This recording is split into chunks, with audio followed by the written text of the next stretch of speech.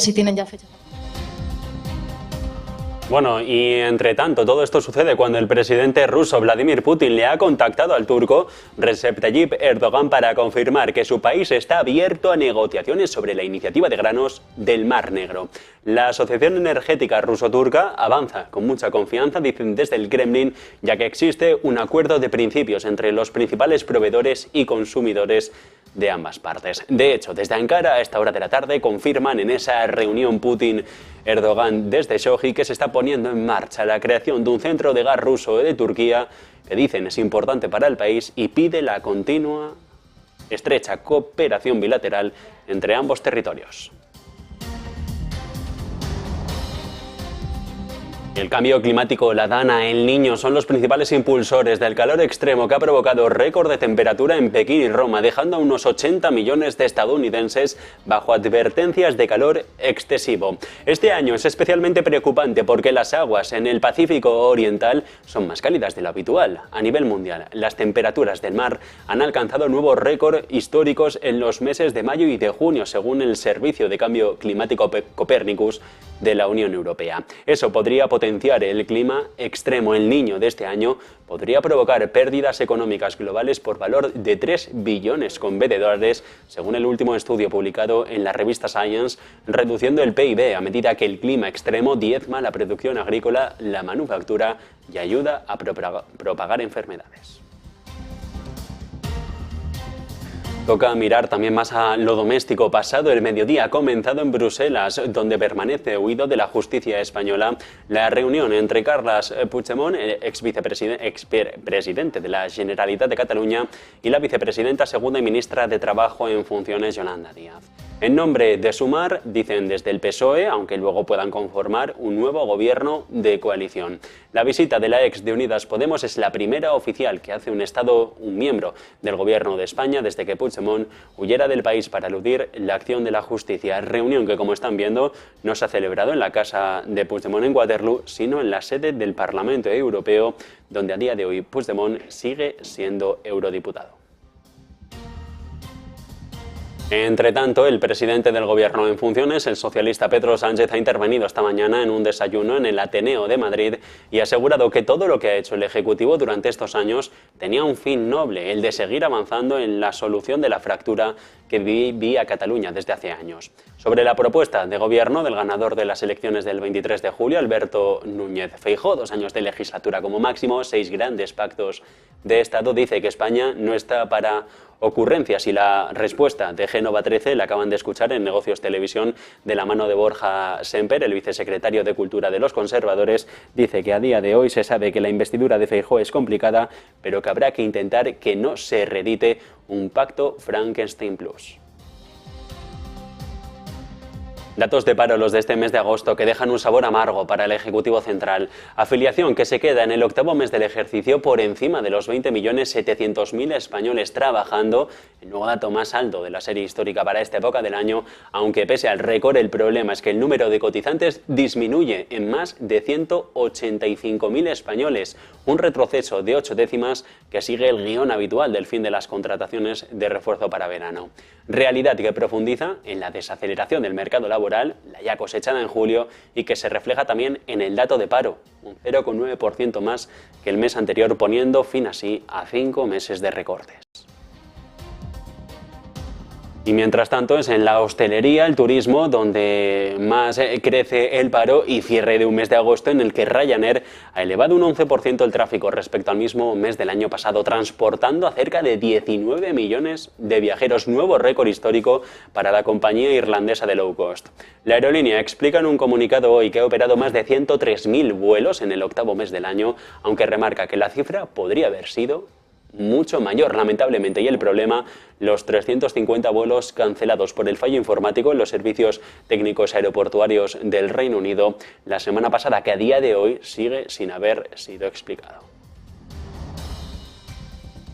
En el mercado asiático están subiendo hoy las acciones de Country Garden, lo han hecho en la sesión de este lunes. El promotor inmobiliario se ha revalorizado casi un 20% después de que los acreedores hayan pactado reestructurar el pago de un bono denominado en renminbi que vencía el sábado. La aprobación de los tenedores de esta deuda corporativa proporciona a la compañía con problemas de liquidez más tiempo mientras se apresura a cumplir sus obligaciones con los pagos nacionales e internacionales en divisa extranjera, principalmente en el dólar y el euro. Los acreedores han concedido una prórroga para un bono de casi 4.000 millones de yuanes.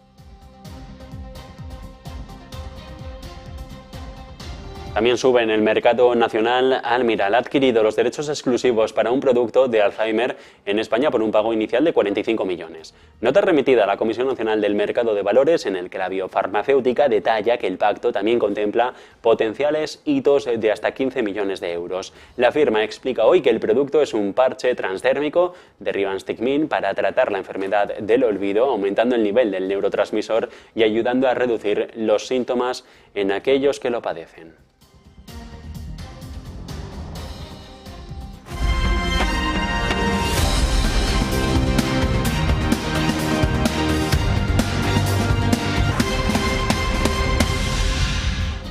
Diez minutos sobre las 2 en punto de la tarde, hora central europea, y la última hora pasa por Sochi. El presidente ruso Vladimir Putin le acaba de contactar al turco, a Recep Tayyip Erdogan, en esa reunión que mantenían en la ciudad de la Federación para confirmar que están abiertos ahora a negociaciones sobre la iniciativa de granos del Mar Negro, de la que se salieron a finales del mes de julio. La Asociación Energética Ruso-Turca avanza con mucha confianza, dicen desde un comunicado en el Kremlin, y existe un pacto de principio entre los principales proveedores y consumidores de ambos territorios. De hecho, desde el Ejecutivo turco ya confirman estas informaciones y dicen que se están poniendo en marcha para la creación de un centro de gas ruso en Turquía. Se dice que es importante para su país y se pide una continua estrecha cooperación bilateral entre ambos territorios. Reunión en Sochi, comparecencia de prensa que habrá en los próximos minutos de Vladimir Putin, el presidente ruso, con Recep Tayyip Erdogan.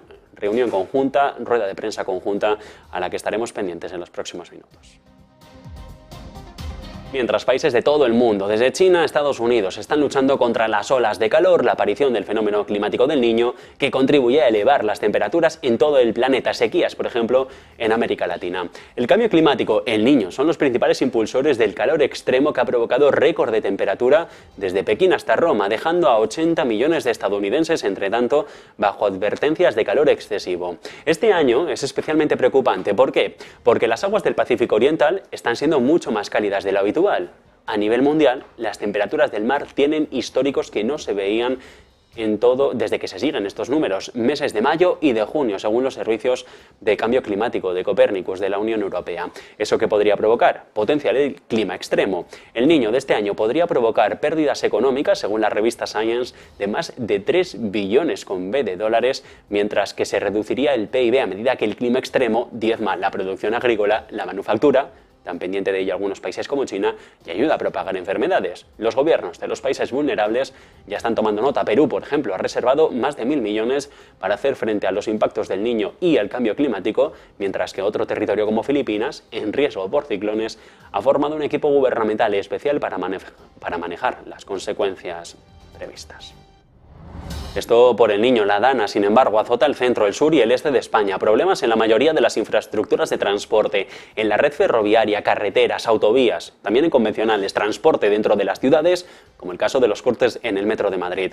Aunque es pronto para evaluar el coste económico de las inclemencias, se habla de destrozos materiales en vehículos e inundaciones en viviendas por valor de miles de euros. Aunque es pronto también para evaluar el coste económico, se habla de otros problemas que pueden estar causados y cubiertos por las pólizas de seguros, siempre que estén contratadas y a corriente de pago. La mayoría de ellos, los multirriesgo, sí que asumen todo este tipo de problemáticas que hayan podido suscitar en las últimas horas.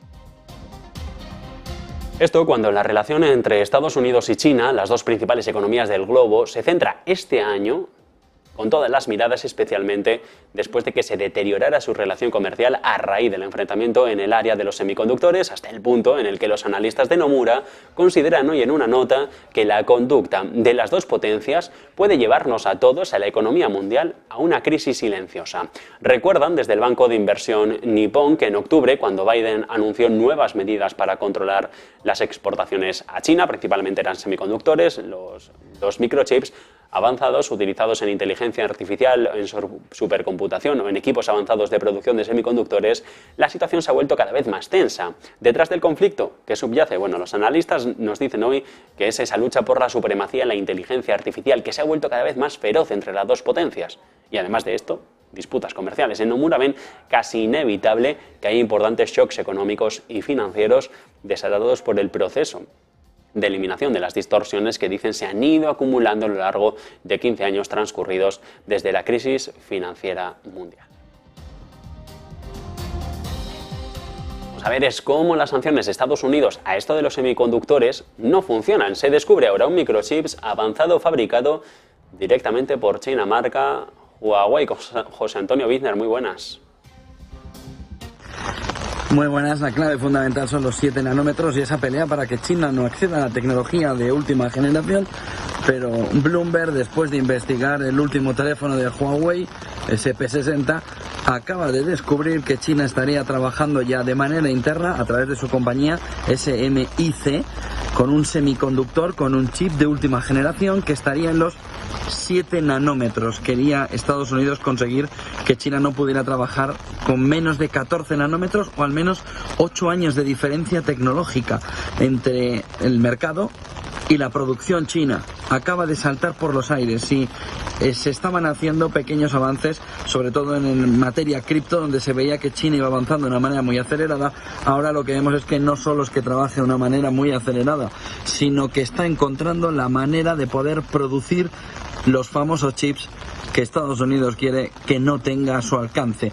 Es un hack importante de tecnología el que está consiguiendo China después de ver cómo las sanciones no funcionan. Y no es la primera vez que vemos en este último año y medio que las sanciones de Estados Unidos no funcionan. Pero ese dispositivo, ese Huawei desmontado por Bloomberg, lleva a la conclusión de que China estaría ya trabajando con esos dispositivos de 7 nanómetros que le llevan a otro estadio de desarrollo tecnológico y que ponen en jaque el conjunto de las sanciones estadounidenses para conseguir frenar tecnológicamente a China. Esto no se está produciendo y lo importante no es solo que no se esté produciendo, que de por sí ya tiene una importancia fundamental, sino que China estaría ahora mismo desarrollando a través de SMIC, compañía que por cierto ha subido hoy en la jornada un 6% desde que Bloomberg ha desvelado que tenía ese chip, ese semiconductor, el dispositivo de Huawei, le lleva a pensar ahora mismo al inversor y sobre todo a Estados Unidos y a la opinión pública estadounidense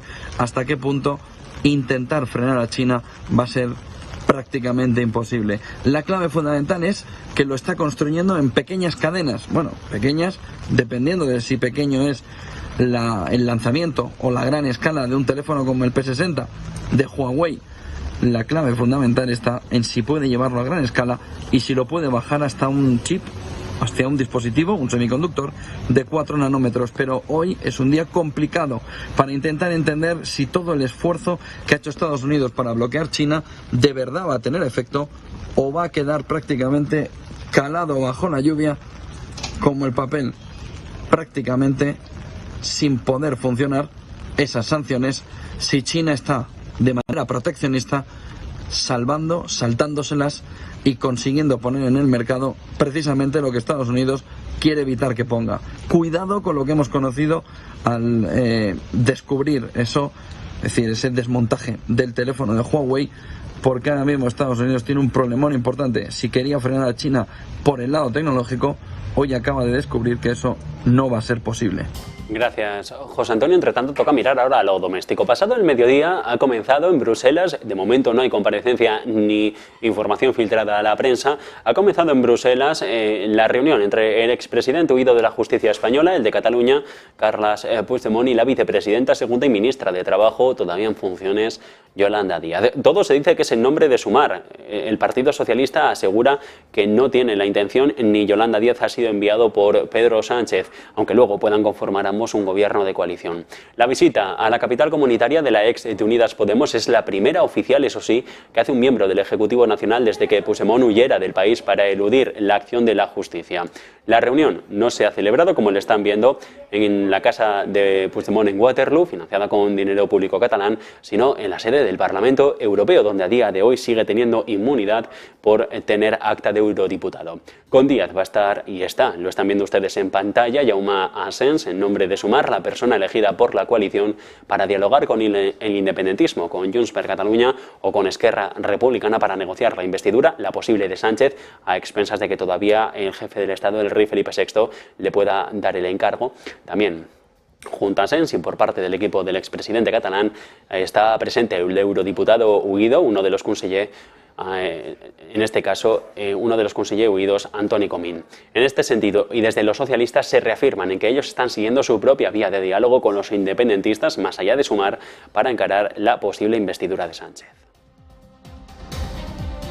Precisamente públicos son los que se han hecho datos desde el Ministerio de Díaz. Los datos de paro, de trabajo, el mes de agosto dejan un sabor amargo del gobierno de Sánchez. Afiliación que se queda en el octavo mes del ejercicio por encima de los 20.700.000 españoles, trabajando el nuevo más alto de la serie para esta época del año, aunque el problema está en que pese al récord, el número de cotizantes disminuye, 185.000, incluso un poquito más, un retroceso de 8 décimas que sigue el guión habitual del fin de las contrataciones de refuerzo para el verano. Realidad que profundiza en la desaceleración del mercado laboral, en la ya cosechada en el mes de julio y que se refleja también en el dato de paro.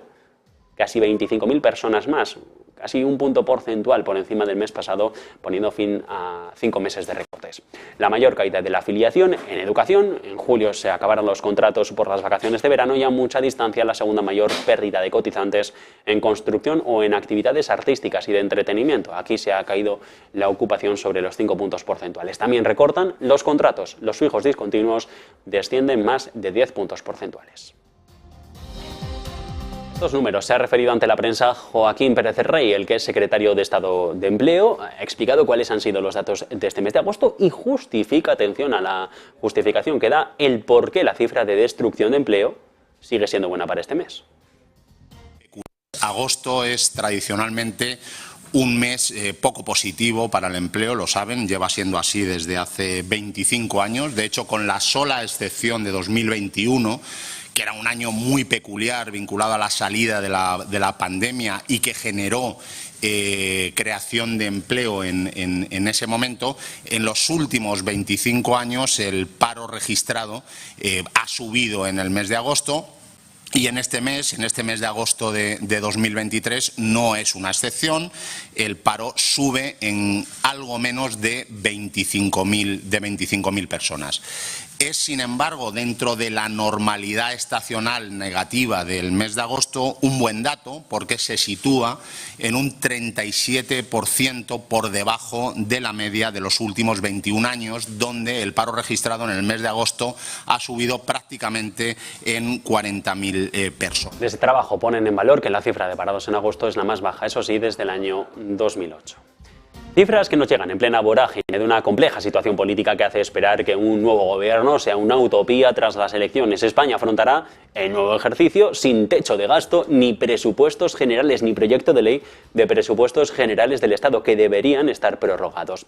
Sobre el papel, las cuentas se deberían presentar a 3 meses del cierre del año, algo que sin gobierno a la vuelta de la esquina no se va a cumplir. Así, una de las partidas más delicadas, pensiones, la seguridad social, está abocada a recibir una nueva inyección de dinero público por unos 39.000 millones de euros para garantizar la sostenibilidad del sistema que nos vigilan desde Bruselas. Fue el que se corrigió para que se procediera al segundo desembolso de los fondos Next Generation. Lo que preocupa es el agujero estructural del sistema, con un déficit superior al 0,5% sobre PIB, contando el dinero del Estado con unos ingresos y cotizaciones que ahora son históricas, pero que dejan y penden de un hilo por lo que pueda pasar en lo que viene. Antes de ir con los pactos de gobierno, publicidad y seguimos.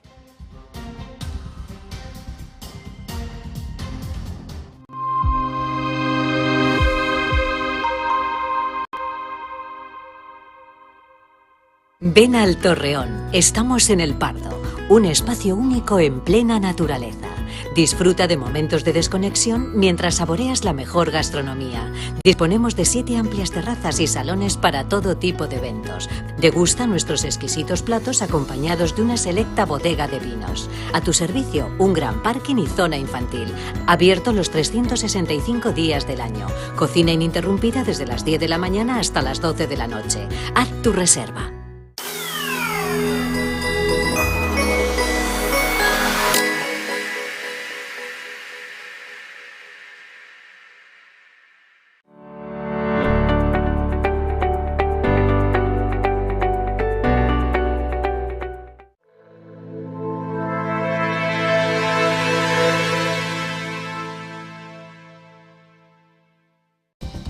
Tanto en política nacional, el líder de los socialistas, el presidente del gobierno en funciones, Sánchez, ha intervenido esta mañana en un desayuno en el Ateneo de Madrid y ha asegurado que todo lo que ha hecho el Ejecutivo durante estos años tenía el fin de avanzar en la solución política de Cataluña. Sobre la propuesta de gobierno del ganador de las elecciones, de Alberto Núñez Feijóo, esos 2 años máximos de legislatura y 6 grandes pactos de Estado, dice que España no está para ocurrencias.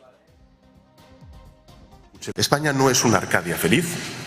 Hay muchos españoles y españolas que sufren el flagelo de la necesidad y la carencia. Sigue habiendo, mucho trabajo por hacer y, francamente, nuestro país no está para ocurrencias, si me permiten la expresión, porque eso es lo que escuché la semana pasada del candidato de la derecha, una ocurrencia. A ver, el mandato constitucional de un gobierno en un país, nada más y nada menos, de 48 millones de habitantes, no puede dividirse en 2 como si fuera una tarta. Solo quien no tiene un proyecto es capaz de plantear una excentricidad semejante. Gobernar 2 años y luego ya veremos. A ver, habrá, estoy convencido, más excentricidades, me temo, a lo largo de las próximas semanas, de estos casi 22 días de la marmota que vamos a tener hasta la investidura fallida del señor Feijóo, si me permiten el tono coloquial. Y todos tendrán una constante, todas esas excentricidades, la obstinación y la ambición de una sola persona, más preocupada por mantener su puesto en un partido que por hacer algo útil para la vida de los ciudadanos y de las ciudadanas. Bueno, de momento la respuesta ha quedado hace unos minutos en la calle Génova 13, en la sede nacional del Partido Popular. Vicesecretario de Cultura, Borja Semper, quien ha querido dejar claro que Feijóo va a intentar esa sesión de investidura 26-27 de septiembre y, de hecho, lo hacen porque dicen, representan a una gran parte de la opinión pública, a más de 11 millones de españoles que fueron los que votaron a Alberto Núñez Feijóo en las pasadas elecciones del 23J, y sus palabras han sido 3. Vamos a intentarlo. Todo de cara a una investidura sobre la que se va a hablar mañana también en el Congreso de los Diputados. Lo hará Feijóo junto al líder de Vox, a Santiago Abascal, en la Cámara Baja. Encuentro que llega después de que hayan alcanzado un pacto entre ambas formaciones en Murcia para el gobierno, con lo que a juicio de Abascal se cierra un ciclo y se decide ya para abrir una nueva etapa de entendimiento con los conservadores del Partido Popular. Dice tener muchas diferencias, pero también alianzas basadas en la unidad, la concordia y la legalidad. Mirando a Bruselas es desde donde, a pesar del momento, nos llegan las voces autorizadas del bloque comentando el inicio del nuevo curso político. El comisario de Economía de la Unión, Paolo Gentiloni, dice que confía en que a finales de año se pueda alcanzar un acuerdo sobre la reimplementación de las normas presupuestarias del Pacto de Estabilidad y Crecimiento, descartando una extensión de su suspensión hasta 2024. Comentarios que contrastan con los de hace unas horas, primera hora de la mañana, ministro de Economía italiano Giancarlo Giorletti, quien dice que un acuerdo probablemente está fuera del alcance para la fecha límite, algo que en la Comisión ya tienen asumido. Mientras tanto, baile de sillas en los organismos comunitarios. Era la apuesta del gobierno de Sánchez para que España escalara posiciones en las instituciones europeas, para que se nos escuchara con una voz más nítida ante los socios europeos, y Nadia Calviño, la vicepresidenta y ministra de Economía en funciones, era el nombre que desde Bruselas todos iban a apoyar para la carrera por la presidencia del Banco Europeo de Inversiones. Todos iban a apoyar, pero ya no. La carrera, ciertamente, por llevar las riendas de la institución está reñida. La española se tiene que medir con la aspirante de la talla de la danesa Margrethe Vestager, actual vicepresidenta de la Comisión y responsable de competencia. Son las dos postulantes con más números para hacerse con la batuta de esta institución, y si en contra de Calviño juega la postura escéptica de los frugales, España es uno de los mayores beneficiarios de la financiación de esta institución, a Vestager le pesan las tiranteces con Francia. Todo depende de las tensiones, de los vetos que puedan generarse en el seno de la Junta de Gobernadores del BEI, conformada por los ministros ministros de finanzas de los Estados miembros. La próxima cita la tienen en Santiago de Compostela, en el Ecofin del próximo 15 de septiembre. Mientras tanto, y pendientes de ellos, Francia, Alemania e Italia ostentan un 18% del accionariado del BEI, por lo que, a pesar de que podrían designar por sí un candidato, se necesita el pacto de la mayoría de los Estados miembros para poder tener un presidente del organismo. 14 estados tienen que estar en consonancia con la decisión, más del 50%, y la mayoría también del accionariado, para que se designe un nuevo cabeza de lista. En este baile de sillas se tiene que tener en cuenta también que España presenta a la subgobernadora del Banco Central, Margarita del Vado, para relevar al italiano Andrea Enria en la presidencia del Consejo de Supervisión del BCE. Una quiniela en la que dos españolas por dos organismos diferentes suena complicado para mantener la estabilidad y la correlación de poderes dentro de la Unión Europea. Esto cuando en España lo que hay que hablar es de parálisis de los brazos operativos del Gobierno. 3 vacantes a día de hoy en la Sala de Regulación de la Comisión Nacional de los Mercados y la Competencia. Un organismo que, al igual que el Banco de España o la CNMV, exige a los consejeros a los que se les acaba el mandato que el Gobierno les nombre un sustituto, ratificados por el Congreso. Una situación que no llega en buen momento. Parálisis por un Gobierno en funciones y, mientras tanto, un Congreso de los Diputados que, a pesar de estar conformado, están otros asuntos centrados sobre todo en el pacto de investidura. De momento, los consejeros que sigan en su puesto lo harán con todas sus competencias. Y de nuevo a la baja, es la consecuencia que deja el dato. Las exportaciones alemanas vuelven a decepcionar, caen un 0,9% en dato intermensual en julio, desde la subida a 0,2 de junio. Al mismo tiempo, las importaciones suben por encima del punto porcentual desde el menos 3,2 de hace un mes. Consecuencia, que el balanza comercial se reduce a 15.900 millones de euros. En términos nominales, todo esto no está corregido, con efectos de una elevada inflación persistente en la locomotora europea. Fricciones de la cadena de suministros, una economía global más fragmentada o la creciente capacidad de China para producir bienes que antes compraba Alemania son factores que pesan sobre el sector exportador de la locomotora. Con la caída de las ventas minoristas de la semana pasada y estos decepcionantes datos de exportación, el tercer trimestre de la economía alemana comienza sobre una base débil, lo que sugiere, a juicio de los analistas de ING, el riesgo de volver a caer en la contracción, que sigue siendo persistentemente alto. Y esto cuando precisamente hoy es el día en el que el presidente de la patronal de los fabricantes de coches alemana asegura que la industria de su país está en riesgo de dejar de ser potencia mundial del automóvil si no se acometen reformas masivas que apoyen al sector. Salón del Automóvil, el de Múnich, en el que dice el máximo dirigente entre los empresarios del sector que el país está perdiendo, y citamos literal, drásticamente la competitividad. ¿Por qué? Por elevados costes, sobre todo los energéticos, y se remarca subvenciones para poder suplirlos. Se reclama al gobierno de Scholz una subvención estatal temporal para el precio de la electricidad que ayudaría a evitar la deslocalización de fabricantes de baterías o de semiconductores.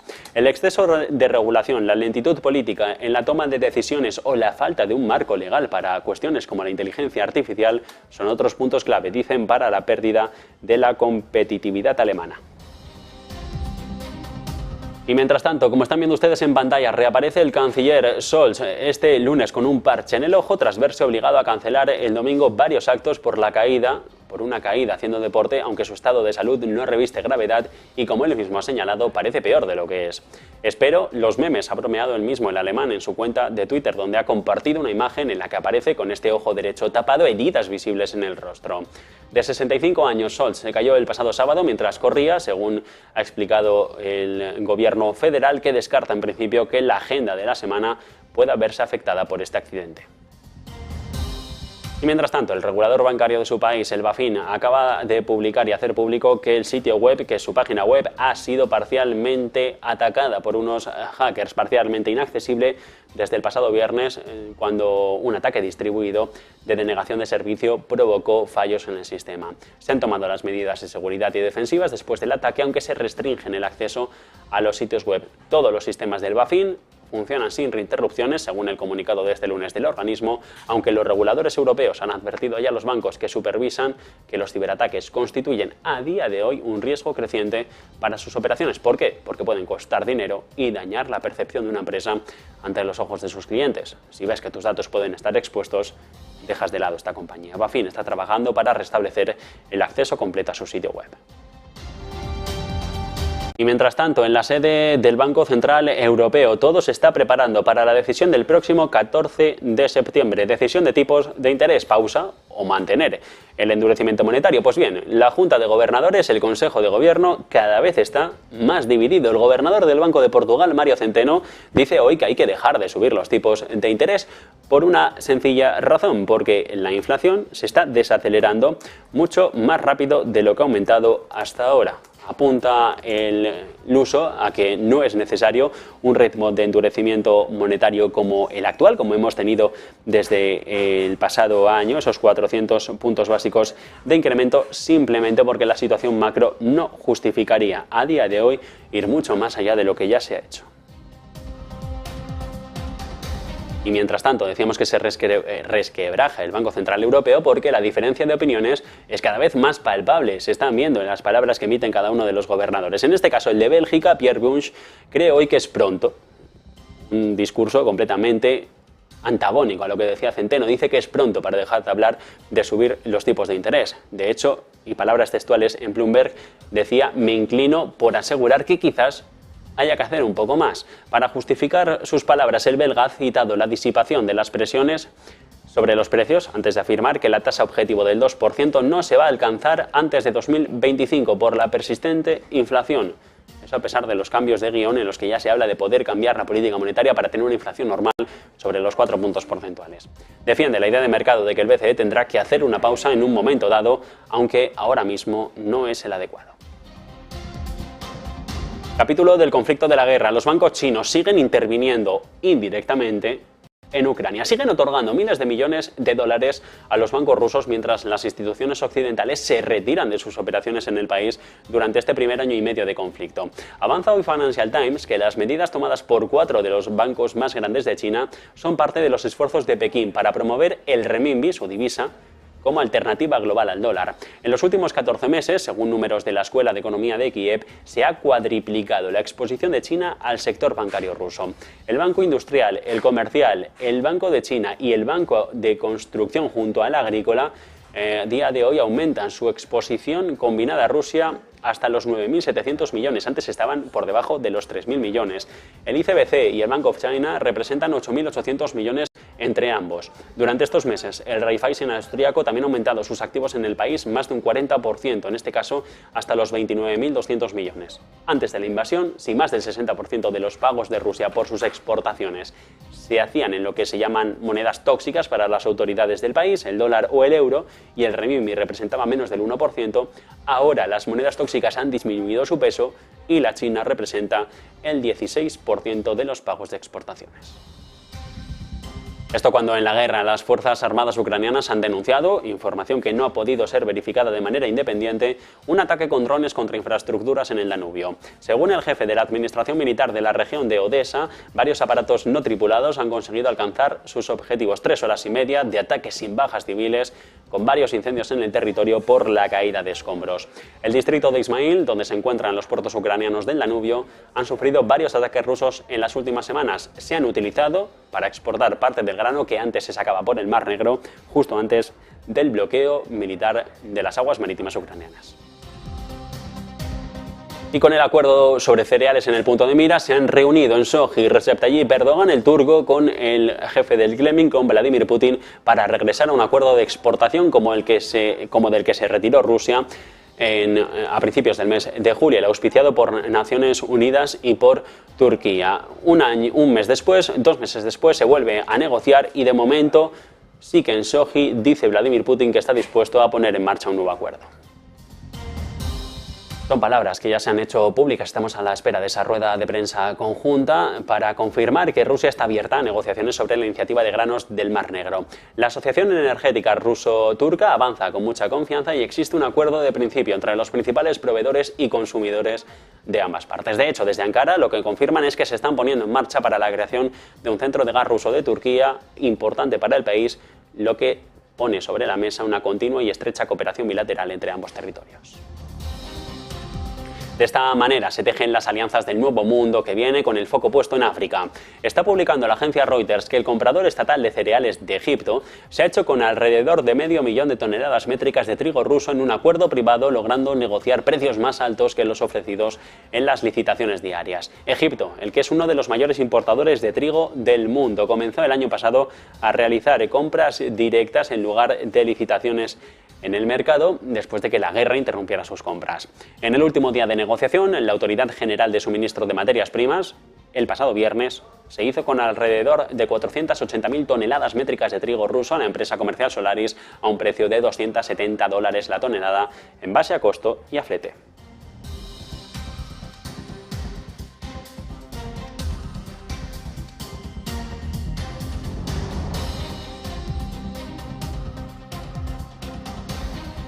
Ojo también a los avisos. El primer ministro de Armenia ha comentado en las últimas horas que la política de su país de depender únicamente de Rusia para garantizar su seguridad fue un error estratégico, porque Moscú no ha podido cumplir y está en proceso de reducir su papel en la región. Entrevista con los italianos de La República, en el que Pashinyan acusa al Kremlin directamente de no garantizar la seguridad de Armenia ante lo que, según él, era una agresión del vecino Azerbaiyán sobre la región separatista del Nagorno-Karabaj.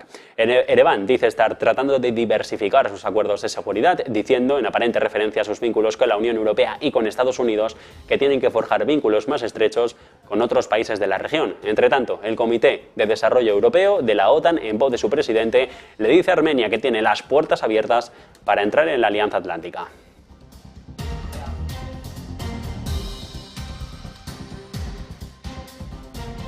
Discutirá en octubre, entre el 12 y el 13 del mes que viene, en el Consejo de Ministros de Defensa de la OTAN. Cita presidida por el secretario general Jens Stoltenberg, con un programa no publicado, aunque se espera que la guerra de Ucrania ocupe un lugar destacado. De momento, Kiev sigue pendiente de que los aliados aceleren la entrega de armas, de sistemas de defensa antimisiles y antiaéreos y aviones de combate. La unión de Ucrania a la alianza, otro posible tema de conversación. Ahora sí, publicidad, y volvemos con todo el repaso a la sesión empresarial y a los mercados financieros.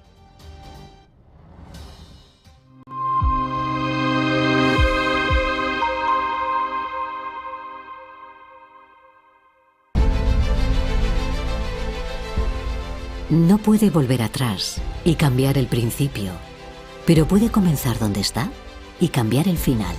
En Luna Sevilla queremos ser su asesor financiero de referencia para mejorar su presente y su futuro patrimonial, prestando nuestros servicios como agentes de Caser Asesores Financieros.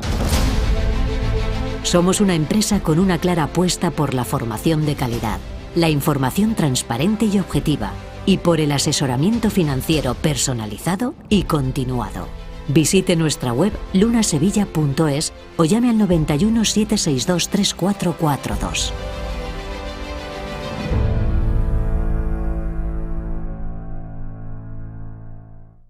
Ven al Torreón. Estamos en El Pardo, un espacio único en plena naturaleza. Disfruta de momentos de desconexión mientras saboreas la mejor gastronomía. Disponemos de 7 amplias terrazas y salones para todo tipo de eventos. Degusta nuestros exquisitos platos acompañados de una selecta bodega de vinos. A tu servicio, un gran parking y zona infantil. Abierto los 365 días del año. Cocina ininterrumpida desde las 10 de la mañana hasta las 12 de la noche. Haz tu reserva.